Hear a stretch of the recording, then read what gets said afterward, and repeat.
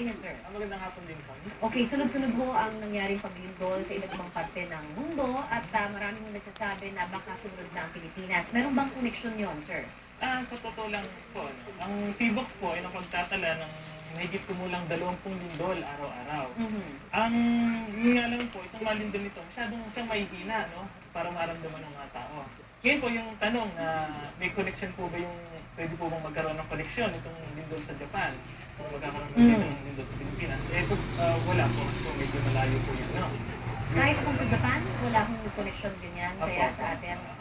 Sa katotohanan po, during na 400 years ng ating na history ng Pilipinas, mga 200 earthquakes na po, destructive earthquakes na po, ang nangyari sa ating bansa. Okay, meron po akong narinig na isang interview rin sa isang specialista. In those years lang na wala tayong nararamdaman ng lindol, we might have to be ready sa isang malakas na lindol. Parang June na daw tayo. Totoo ba yun? Totoo po yun. Kasi ang hirap po kasi sa lindol, wala pa po sa ngayon tayong teknolohiya para po masabi natin na gagalaw po isang photo in there. So mahalaga pa rin po yung talagang paghahanda. Okay, pero ibig sabihin, totoo na we are due na magkaroon ng isang malakas na lindol dahil matagal na rin po tayong hindi nagkakalindol ng malakas. Ganun po ba? Kasi yun po yung nabanggit din sa isang interview. I just want to make sure na, of course, hindi natin mape-predict ang lindol, pero ano nga po ba ang basihan ng pagsabi nun? Ang ibig niyo po bang sabihin niyo po sa pag-aaral sa Valley Fault Yes, System? yes. Ngayon po kasi before, noong year 2000, may sinagawa pong pag-aaral ng USGS kasama po ang P-Box. So nagbukay po sila ng mga sa mga lupa kung saan po dumadaan yung fault. So inilang po nila yung tinatawag po nilang recurrence interval. Yes. Wait.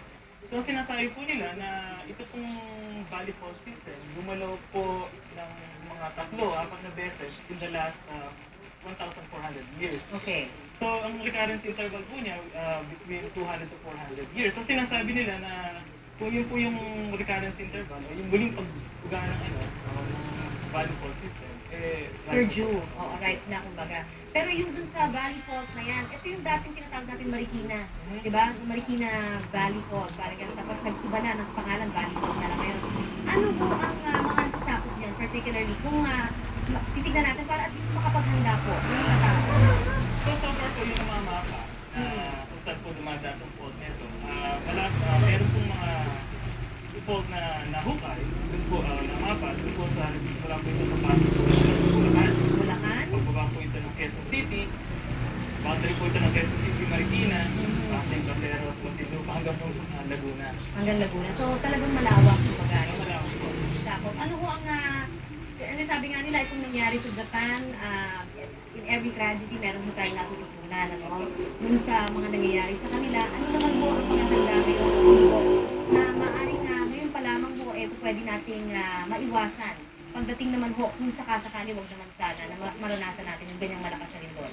Maganda pong tanong yan, ano? Actually po, yung ating pong ahensya, ating pong gobyerno, napakarami pong mga programang ginagawa na at gagawin po pa din para po maihanda yung ating mga kababayan kung sakali man pong magkakaroon pong malakas na lindol dito sa Pilipinas. Tulad na lang po yung mga earthquake drills, mga lectures, yung mga iba pong sangay na ating gobyerno kung saan sinusuri po nila yung structural soundness ng mga buildings. So yan po. Okay, matanong ko lang at para ma-refresh din po tayong lahat, ano po yung pinakamalakas na tumamang lindol sa atin at kailan po nga ito? So far po, no? Mula po noong 1900 hanggang ngayon po, 2011, ang pinakamalakas pong natalang lindol ay nangyari po noong April 14, 1924 sa Mati. Malapit po ito sa Mati, Davao Oriental. May lakas po ito ng magnitude 8.3. 8.3. Ngayon po ikukumpara niyo po ito sa Yung sa 1990. July 16, 1990, 7.9 lamang po ito. So mas malakas po ito. Pero kung ikukumpara niyo po yung lakas nito sa lakas ng lindol na nangyari sa Japan, medyo mahina po ito. Subalit, ito pong 8.3 po nito, napakalakas po nito para po magbulat ng malawakang pagkasira. Okay. So ngayon po, nagkikipagtulungan din ba ang P-Box para magkaroon po ng hazard mapping na sinasabi para nang sa gayon po magkaroon ng awareness yung mga taong nasa paligid po ng medyo danger zone na tinatawag? Totoo po yan. Actually, marami na pong hazard maps pagmamapa na ginagawa ang P-Box sa buong Pilipinas. Ito din po sa Metro Manila. Alright, so mamaya-maya lang po ay Marami pa tayong siguradong magtatawag po ng mga kababayan natin mula sa telepono. Bibigyan na lang po namin diretso sa inyo. Sige po. Thank you po. Maraming pong salamat kay Ginoong Winchell Sevilla. Samantala, muli nating bigyang daan ang mga tanong sa ating on-call center. Nandun po ngayon si Ivan.